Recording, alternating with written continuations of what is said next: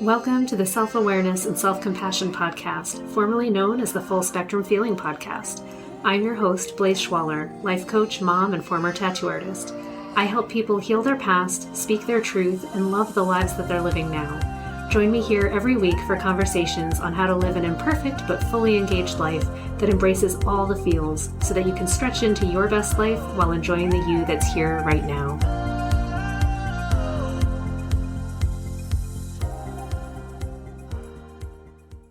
Hello, everybody. Thanks for joining me again this week. This time I want to talk about the ebbs and flows of life in general, specifically as it relates to the things that I've learned about myself and about my family through doing my Ancestry deep dive. So I don't know how many of you have also been on this website, but there is Ancestry.com, and you can hop in and put in your information and look up people, and they have like birth records, death records, marriages, and all kinds of stuff. And if you have other people's trees, their family trees, sometimes you can compare theirs to yours, and they might put in stories about stuff, and you can learn a lot of really interesting things about who the people are in your personal history, which is interesting. And it ended up being more interesting than I thought for me. Like, I was like, do I really care about who these people are? I'm like, everybody has a parent, has grandparents and whatever. But as I did it, one, I was fascinated how far back some of the history goes, and to be able to go back, honestly, almost 500, 600 years in some cases on some of these lines was fascinating. But I started to see some patterns, and I wanted to share that with you because it kind of opened my eyes into just human nature in general, and the way that human society has typically flowed over time and what's been expected of us. One, because it puts into perspective how much we expect of ourselves now versus what was expected then.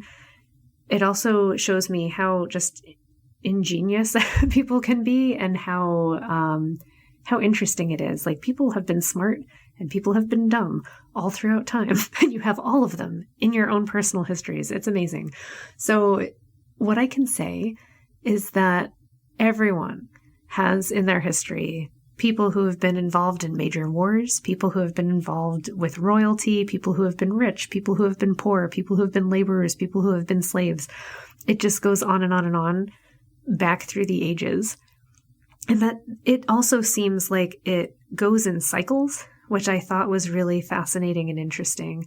So in my history, I was finding that no matter when I came across someone who seemed to be nobility, who had like a title or lands or a name or worked for a king, like we have people that were spies for King Henry VIII. Like, it's just crazy stuff that I was finding there where I'm like, this is ridiculous. And how did this even happen? But the truth is, honestly, for all of you listening, if you go back far enough, you're going to find all of this in your timelines too, because you go back far enough, we're all related. It's fascinating. But anyway, the thing that I thought was cool was that the people who found themselves like lord of a manor, it seemed like that and the titles stayed in the family for a maximum of like 6 or 7 generations before people were now plowshares, farmers, and peasants again. And then they'd go another century, and then someone would be brilliant at something and get hired to work for someone else who had money. And then they'd be granted lands and titles and stuff, and then they'd be rich again and have a manor. And it would go again for another about 4 generations, and then the money would be spent and everybody would just be back to the working class. And I thought that was so interesting because it didn't just happen once. I saw this happen like at least 10 times in different timelines, not timelines, but like bloodlines. I don't even know what to say with it. But I'm like, okay, this seems to be a pattern that I'm pretty sure anyone would see in anyone's history, as well as like people who traveled. So all of that made me think, there's something to this. There's something about the way that we accumulate wealth and distribute wealth that means that it doesn't really stay within families or dynasties for terribly long. I mean, honestly, though, 7 generations is a long time. Like, it's over 100 years. But then it gets distributed. Like, not everybody is smart enough to manage it, I guess, or not everybody, like, there's too many children. Actually, it seems like that happens too, is that you can only distribute it so many times before it waters down, and then it's just not enough. So that was fascinating. The amount of times that people traveled also kind of blew my mind because I was thinking if you go back in time, how often were people really traveling far from where they were born? So I was starting to create little maps to be like, okay, if they started in this town in Germany and then they got married in this town in Germany, how far apart is that really? And then what would induce someone to switch countries or move somewhere else? So in my particular case, I have like a mass exodus of people from Normandy, France, moving to Canada and like founding Canada, which is amazing. And also terrifying and violent and terrible. And it makes me go, okay, this is colonization. This is what happens. And this is how people interact. And this is how also people's histories get erased, because there's, my own Native American ancestry, and it's very, very small at this point. And how many times that happened, but kind of got erased or written over, or like you can actually see in the logs and the churches and stuff, them trying to write out a name and then just crossing it out and writing it as a French name. And it's also immigration records and how quickly and how often people's names just get changed and changed and changed again. How often people, got sold into slavery or indentured or stolen by another civilization and shipped off somewhere else. How often another country, like the French versus the English in these wars, and people getting deported even though they had been born there, and they're like, nope, you can't live here anymore, so you're going to get deported to the United States. And then some people pretending to be people they weren't. It's just fascinating little stories. And it makes me think people have been dealing with crap forever. It's just human existence. So as I looked through my history, it really made me appreciate the resiliency of people in general, to just go, wow, like people have been struggling since the dawn of time. I couldn't go back to the dawn of time, but I can go back to Charlemagne, and like just watching the maps change where people's written history would say they were born. They were like in Prussia, in Germany, in like the country, same town. And it just keeps switching which alliance it's on and which language it's written in. Really, really fascinating stuff. But it makes me think how human of us that this stuff has been changing all the time. People are seen or written down as someone wants to write them down, not necessarily as they are. The stories that were written of people, being farmers or being masons or having these skills and what they were known for. There were stories of family feuds, like back in the 1700s, about this family hated this family and called them witches and blah, blah, blah, but they weren't. And it was the worst thing you could ever tell someone. But then their kids fell in love and it was like a little Shakespearean story. And they got married anyway, but they had to move over here. You're like, oh my gosh, it just keeps going on and on and on. We all have that in our history.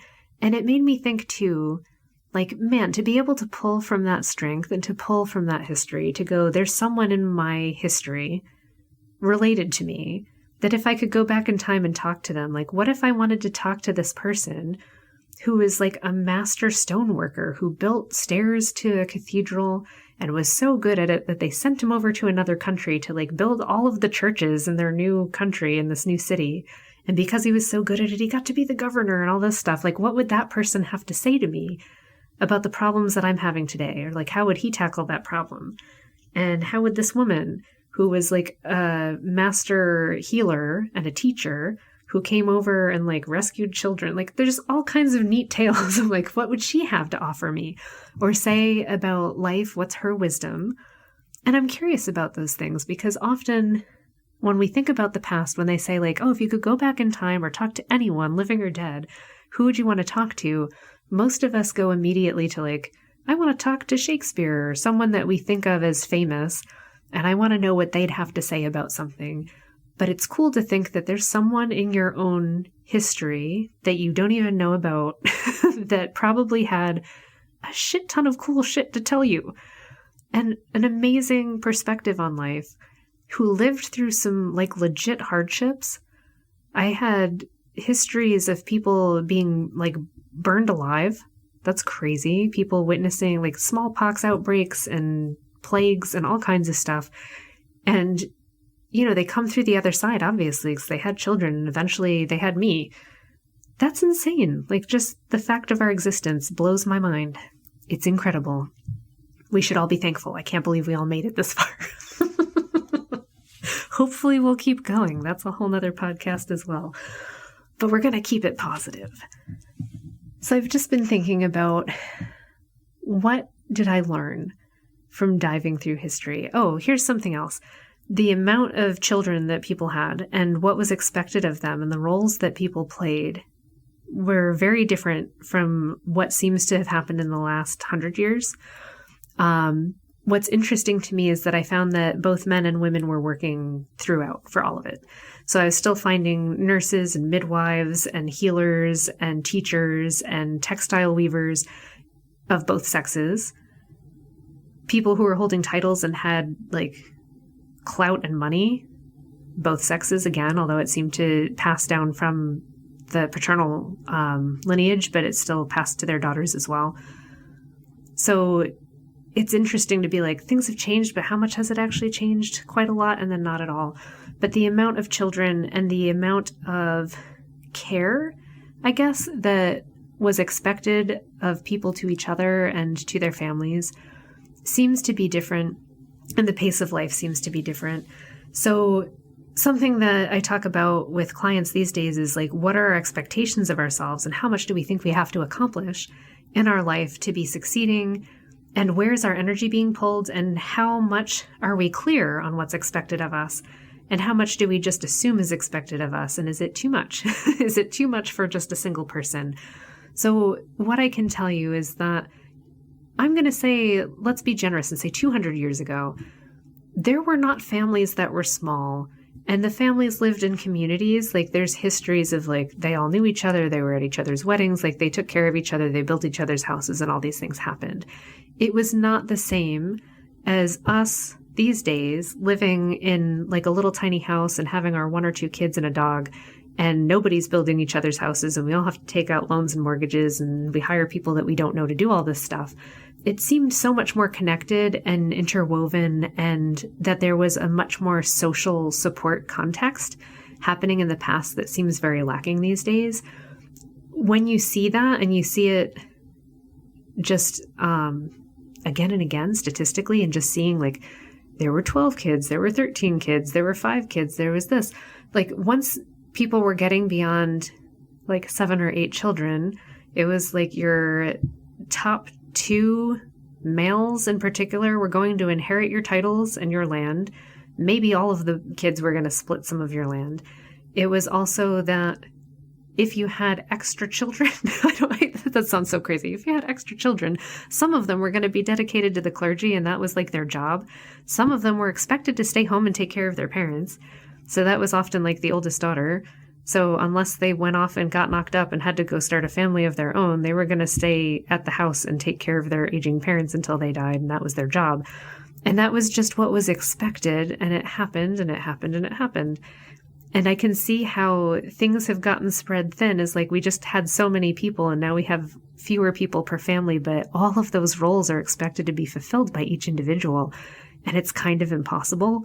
And we set ourselves up for failure. So I know I'm reading a lot into just like my own little ancestry deep dive here, but it seemed interesting. And these are the thoughts that were coming to me, is like, wow, we really expect a lot of individuals right now. Also, not every individual is going to become like a master carpenter, a stonemason, someone like celebrated and famous. That's not all of our like destinies, I guess, for lack of a better word. Yes, there's going to be a few people that have that, but I'm pretty sure that even in their own experience, it wasn't that they thought that they were doing something magnificent. I think a lot of them were just showing up and living their lives. And I think some of the ones that I know that were doing very well, the stories written about them are that they weren't very nice people, and they were, difficult. And one was like really good at his job and got a lot of land, but he was a sue happy and was constantly suing everybody. And this was back in like the 1650s. Like he came over and he's like, I'll take your land and I'll take your land and you suck and you're not doing stuff. So these things are written down. Like there's books about these people. And you're like, that's really interesting. So like human nature is still human nature. So it's easy to romanticize the past and think like, oh, things were better then. But if you look at it objectively, you're like, it wasn't better then. It was like the same shit, but with different technology. People were still mean to each other. People still felt they deserved more than they got. People worked hard. People died. Things were hard. it's fascinating, and it makes me have compassion for us all as like, wow, like somehow here we are and we're alive and we have this gift of being around. And isn't it easier if we're just helping each other out? I guess I got a lot of that from looking at this as well, is to go, man, like when people stuck together, when they knew each other and they took care of each other, great things were accomplished. Things were built that still last hundreds of years later. Like that always fascinates me. I've always been fascinated by architecture. Now I know why. Apparently it runs in the family. But it's fascinating to me to be able to make something like that lasts, and the care and the ingenuity that goes into that, and the desire to do it too. And what's cool in my mind, and I don't know if it's just that this was what was written down, is that in my family that's alive today, I have what appears to be a lot of scientists and healthcare people and a lot of artists and crafty people. And that's what I'm seeing just through the ages as well. It's like that's what was written down, is the healers, the people that were stonemasons and master carpenters and builders. I didn't see anyone. Oh, well, one was a musician. But it's interesting. It's interesting that those are the things of note. And maybe it's also possible that because that's what I'm interested in, that's what I noticed reading these histories, or maybe that's what people find interesting and that's why they wrote stories about them. But it's cool. I also really like language. So I liked when I was coming up and finding people that were interpreters for other languages and being like envoys to other communities and liaisons, I guess, between different nations. That's really, really cool to me too. Anyway, I just thought I'd share all that with you because I found it really, really interesting and fascinating. I did spend hundreds of hours doing it. I feel like I have a better sense of, it's so weird. I don't even want to say like where I came from, but a sense of belonging within my own history, to be like, these are the people that helped create the life I'm living in a very specific sense. You know, when you look at your country, you're like, people like came here and they fought for us and they did whatever. But when you start to know their names and know their history and be like, oh, this person founded this like town in Massachusetts, that stuff is kind of cool. And then you're like, oh, this person even decided to interact with the Canadian people because they were at war with the Iroquois and they needed guns, essentially. And the Dutch were trading guns to the Iroquois just for pelts and skins and whatever. And then the fur traders couldn't do that with the French. The French would only give you weapons if you converted to their religion, which is so fascinating. So my Huron relatives back so far ago seem to have become so in part so that they could fight a war they were already losing, which is crazy. And it's like, you do what you have to do to survive. It's so interesting because I was like, well, what would ever motivate someone to like give up their kid and let them take on a different name and live under like a sponsor family and have that be documented? And then you read the history and you're like, oh, I get it. Like, that's just crazy. It blows your mind. And you see, or at least I see, so much more understanding and compassion for similar situations that are playing out right now in time, because it continues to play out constantly. So I guess that's part of it too, is recognizing that these cycles of history, they do repeat and they repeat and they repeat.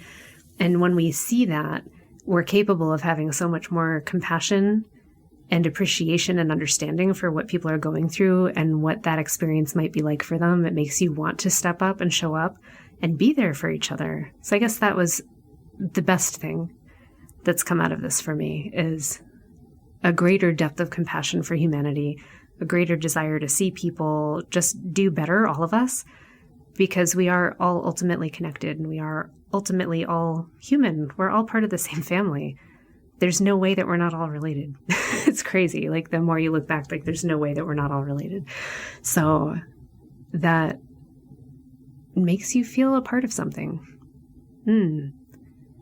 So with all of that behind me, I feel like I'm a little more connected to each of you. I hope that you have some way of feeling connected to the people in your life, to your place and your time, it's weird how going through the past helped me more feel connected to my present. I don't think it's necessarily to go through all of that.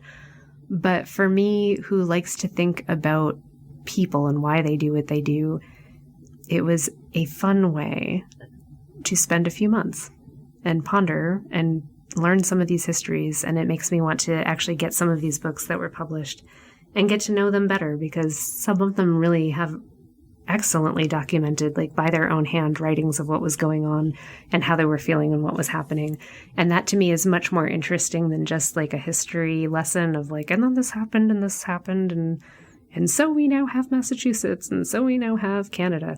It's more interesting to hear a human story and be like, oh, this person cared about this person and they were interested in this and didn't like that, and their favorite food was this. I don't know. Those things are cool. Oh, I even found cookbooks from like the 1700s. So that was really neat too, to go like, oh, what were people eating? What was it like for them? How did they make their houses and their beds and their clothes, and what was going on? So that kind of stuff also, again, being crafty, I want to make stuff and I love food. So I'm always fascinated for that as well. Anyway, I've talked enough about it. If you're fascinated by history, if you want to learn more about your own ancestry, go ahead and check it out. You can go back for free for a little bit. I think like through the 1800s, at least in America, if you have ancestors going back to other countries, which I'm sure all of us do in America at some point, we all came from somewhere else, or we came from somewhere that doesn't have a lot of written records. You either pay more to access other countries, but it's totally worth it if you find that sort of thing interesting. So go, have fun, play, and feel more connected. All right, sending you love, and I'll see you next week. Thanks so much for joining me. If you enjoyed this podcast, please subscribe and share it with someone you love, and leave us a review. You can learn more and get some self-compassion tips and tricks by visiting coachwithblaze.com, where you can sign up to get my free booklet on overcoming anxiety, overwhelm, exhaustion, and burnout. I'm sending you so much appreciation and love, and I'll see you next time.